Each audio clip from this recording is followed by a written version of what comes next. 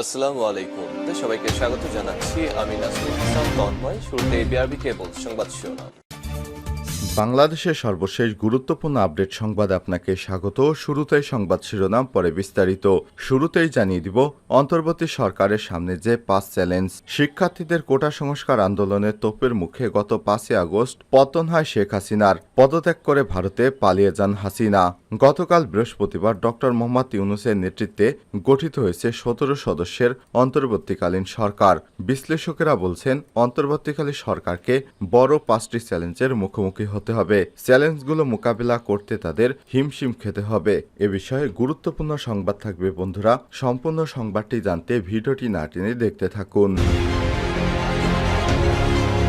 জানিয়ে দিব, কেন্দ্রীয় ব্যাংকের কড়া সতর্কতা।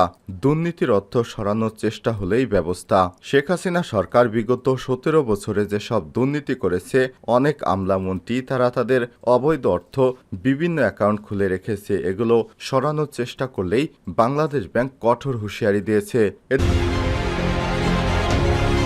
এদিকে দেশব্যাপী অরাজকতা বন্ধে কঠোর ব্যবস্থা গ্রহণের সিদ্ধান্ত নিল সেনাপ্রধান। সারা দেশে জ্বালাও পোড়াও শুরু হয়েছে। এক শ্রেণীর চক্র যারা সরকার পতনের এই সুযোগে বিভিন্ন জায়গায় ডাকাতি এবং মানুষের বাড়িঘর ভাঙচুর, অগ্নিসংযোগ, সংখ্যালঘুদের উপর হামলা শুরু করেছে। সেনাপ্রধান জেনারেল ওয়াকারুজ্জামান বলেছেন, দেশব্যাপী অরাজকতা বন্ধ করতে 24 ঘন্টা সময় বেঁধে দিয়েছেন। জানিয়ে দিব, অন্তর্বর্তীকালীন সরকারের সাথে কাজ করতে প্রস্তুত যুক্তরাষ্ট্র। যুক্তরাষ্ট্র জানিয়েছে তারা ডক্টর মোহাম্মদ ইউনূসের নেতৃত্বে গঠিত বাংলাদেশের অন্তর্বর্তীকালীন সরকারের সাথে কাজ করতে প্রস্তুত রয়েছে। তারা ডক্টর ইউনূসকে সরকার হিসেবে মেনে নিয়েছে। জানিয়ে দিব, গা ঢাকা দিয়েছে জনপ্রশাসনের অনেক কর্মকর্তা। হাসিনার সচিবালয়ে অনেক কর্মকর্তা শেখ হাসিনার সময় দলবাজ ছিলেন। তারা শেখ হাসিনা পতনের পর এবার গা ঢাকা দিয়েছে। হাসিনা পতনের 2 দিন হয়ে গেল, তারপর তারা তাদের কর্মপ্রতিষ্ঠানে আসছে না। তারা এতটাই দুর্নীতি করেছে যে এখন যদি ধরা পড়ে তাহলে অনেকেরই ফাঁসি হবে। এবং সর্বশেষ জানিয়ে দিব, ডক্টর ইউনূসের সরকার নিয়ে তারেক রহমানের স্ট্যাটাস। বাংলাদেশে অন্তর্বর্তীকালীন সরকার গঠনের জন্য অধ্যাপক মোহাম্মদ ইউনূস এবং তার সহযোগী উপদেষ্টাদের অভিনন্দন জানিয়ে বিএনপির ভারপ্রাপ্ত চেয়ারম্যান তারেক রহমান ফেসবুকে স্ট্যাটাস দিয়েছেন। বাংলাদেশ সময় বৃহস্পতিবার 8 আগস্ট দিবাগত রাত 12টা 12 মিনিটে নিজের ভেরিফাইড ফেসবুক পেজে এক স্ট্যাটাসে সব কথা জানান বিএনপির ভারপ্রাপ্ত চেয়ারম্যান তারেক রহমান। প্রিয় দর্শক, এতক্ষণ শুনছিলেন সংবাদ শিরোনাম, এবারে বিস্তারিত। তবে তার আগে বন্ধুরা অনুরোধ থাকবে, সংবাদটিতে একটি লাইক দিন। আর বন্ধুরা, কমেন্ট করে জানিয়ে দিন এই সংবাদ সম্পর্কে আপনার মূল্যবান মতামত। আর এই চ্যানেলে আপনি নতুন হয়ে থাকলে সংবাদটি দেখতে দেখতে চ্যানেলটি সাবস্ক্রাইব করে রাখুন, যাতে করে আমাদের পরবর্তী লেটেস্ট আপডেট সংবাদগুলো সবার আগে আপনার কাছে পৌঁছে যায়। এবারে বিস্তারিত। অন্তর্বর্তী সরকারের সামনে যে 5টি চ্যালেঞ্জ। শিক্ষার্থীদের কোটা সংস্কার আন্দোলনের তোপের মুখে পড়ে গত 5 আগস্ট পতন হয় আওয়ামী লীগ সরকারের। দেশ ত্যাগ করে পালিয়ে যান প্রধানমন্ত্রী শেখ হাসিনা।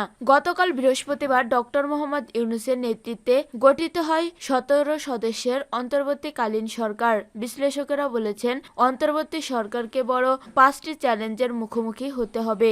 এই চ্যালেঞ্জগুলো মোকাবেলা করতে তাদের হিমশিম খেতে হবে। 1. ওয়াশিংটন ভিত্তিক চিন্তন প্রতিষ্ঠান উইলস সেন্টার সাউথ এশিয়া ইনস্টিটিউটের পরিচালক মাইকেল কুগলম্যানের বলেন, বাংলাদেশের অনেক আশঙ্কা করেছেন যে অন্তর্বর্তী সরকারের মেয়াদ দীর্ঘ হলে তাতে সরকারের নিজেদের কর্তৃত্ব পাকাপোক্ত করার সুযোগ পাবে সেনাবাহিনী। তবে এখন পর্যন্ত মনে হচ্ছে সেনাবাহিনী সরকারের সক্রিয় ভূমিকা ও রাজনৈতিক কেন্দ্রে থাকার বিষয়টি এতটা আগ্রহী নয়, যেমনটা কয়েক দশক আগেও দেখা গিয়েছিল। 2. গত কয়েক সপ্তাহ ধরে চলা আন্দোলনে 4 শতাধিক মানুষ নিহত হয়েছেন। শেখ হাসিনা দেশ ছেড়ে পালানোর পর তার মিত্রদের উপর প্রতিশোধমূলক হামলা হচ্ছে। অ্যামনেস্টি ইন্টারন্যাশনালের স্মৃতি সিংহ বলেন, অন্তর্বর্তী সরকারের প্রথম কাজ হবে জানমালের নিরাপত্তা নিশ্চিত করার পাশাপাশি বাক স্বাধীনতা ও শান্তিপূর্ণ সমাবেশের পথ তৈরি করা। 3. 2009 সাল থেকে বাংলাদেশের গড় বার্ষিক প্রবৃদ্ধি ছিল 6% বেশি। 2021 সালে মাথাপিছু শীর্ষ আয়ে ভারতকেও ছাড়িয়ে যায় বাংলাদেশ, কিন্তু এরপরই অর্থনৈতিক বৈষম্য বেড়েছে, কারণ অর্থনীতি প্রবৃদ্ধির সুফল সবাই সমানভাবে পায়নি। 4. ইন্টারন্যাশনাল ক্রাইসিস গ্রুপের বিশ্লেষক টমাস কিনের মতে, শিক্ষার্থীদের বিক্ষোভ যে ব্যাপক জনসমর্থন পেয়েছিল তার একটি বড় কারণ হলো নির্বাচন। গত 15 বছর দেশটিতে প্রতিদ্বন্দ্বিতামূলক কোনো নির্বাচন হয়নি। অন্তর্বর্তী সরকারকে বাংলাদেশে গণতন্ত্র ফেরানোর জন্য দীর্ঘমেয়াদে কাজ করতে হবে। সাম্প্রতিক বছরগুলোতে দেশটিতে গণতান্ত্রিক পরিস্থিতির ব্যাপক অবনতি হয়েছে।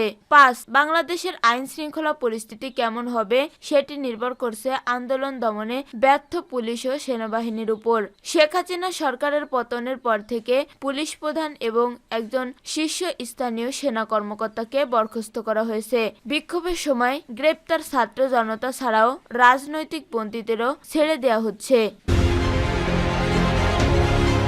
কেন্দ্রীয় ব্যাংকের কড়া বার্তা, দুর্নীতির অর্থ সরানোর চেষ্টা হলেই ব্যবস্থা। স্বৈরাচার শেখ হাসিনার দুঃশাসনের 15 বছর দুর্নীতির মাধ্যমে ব্যাপক অর্থ ভৈরবের মালিক হয়েছেন এক শ্রেণীর রাজনীতিবিদ ও সরকারি কর্মকর্তারা। বিভিন্ন সময় দেশ থেকে বিপুল অর্থ পাচারের অভিযোগও উঠেছে কিছু ব্যক্তি ও প্রতিষ্ঠানের বিরুদ্ধে।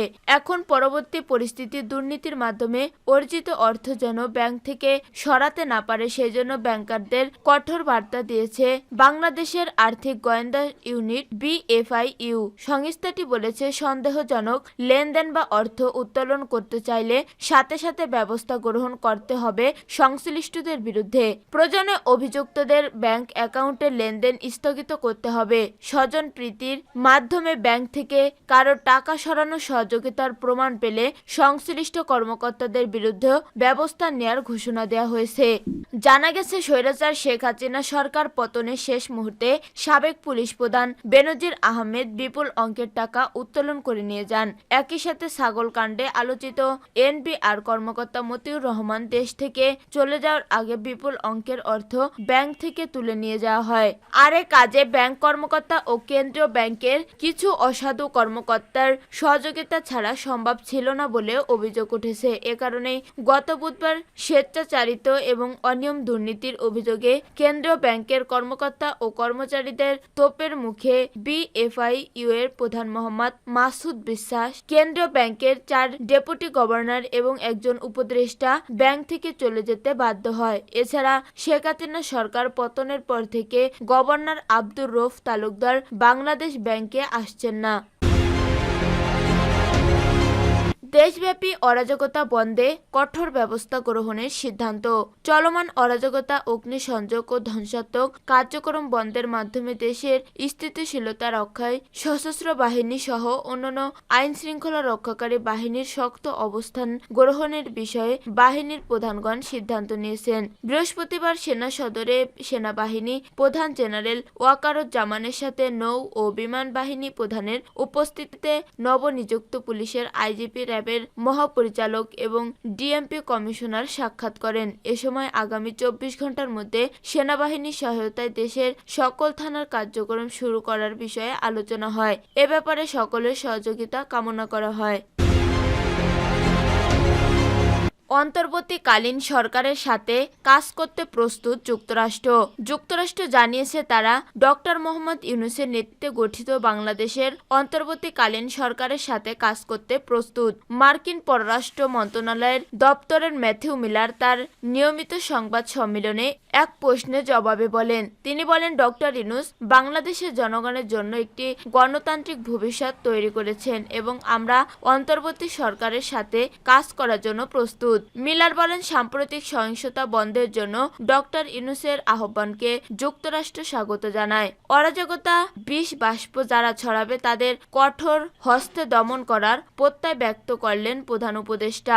অন্তর্বর্তীকালীন সরকারের প্রধান উপদেষ্টা শান্তিতে নোবেলজয়ী ডক্টর মোহাম্মদ ইউনূস অরাজকতার বিষ বাষ্প যারা ছড়াবে তাদের কঠোর হস্তে দমন করার প্রত্যয় ব্যক্ত করেছেন। বৃহস্পতিবার 8 আগস্ট শপথ নেওয়ার পর জাতির উদ্দেশ্যে দেয়া তার প্রথম ভাষণে বলেছেন, অরাজকতার বিষ বাষ্প এখনই যেভাবে ছড়াবে, বিজয় ছাত্র জনতা সহ আইন শৃঙ্খলা বাহিনীর পূর্ণ শক্তি তাকে ব্যর্থ করে দেবে। ভাষণে তিনি আরো বলেন, স্বাধীনতার এই মিলন মেলা থেকে বাদ যাবে না যারা আমাদের শান্তি শৃঙ্খলা রক্ষাকারী প্রতিষ্ঠানগুলো, সেনা, নৌবাহিনী, বিমান বাহিনী, বর্ডার গার্ড, পুলিশ, আনসার, গ্রাম প্রতিরক্ষা, কোস্টগার্ড, কেউ বাদ যাবে না।